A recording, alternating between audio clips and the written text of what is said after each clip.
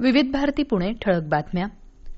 आगामी अर्थसंकल्पाच्या पार्श्वभूमीवर अर्थमंत्री निर्मला सीतारामन आज विविध क्षेत्रातील तज्ज्ञांशी चर्चा करणार आहेत.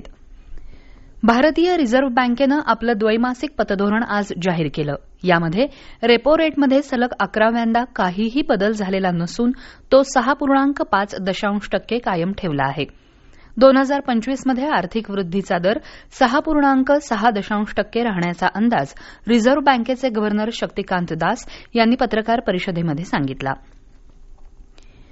भविष्यात पुणे महापालिका निवडणुकीची आचारसंहिता लागण्याची शक्यता आहे. त्यामुळे रस्ते, विद्युत, मलनिस्सारण यांसह अन्य विभागांच्या कामांची गती वाढवावी, लवकरच प्रस्ताव मंजूर करून घ्यावेत असे आदेश पुणे महापालिका आयुक्त डॉ. राजेंद्र भोसले यांनी दिले आहेत.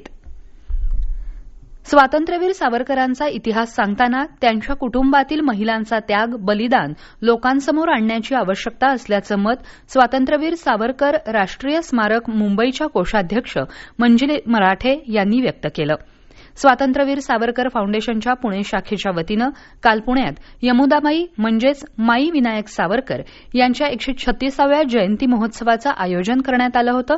त्यावेळी मराठे बोलत होत्या.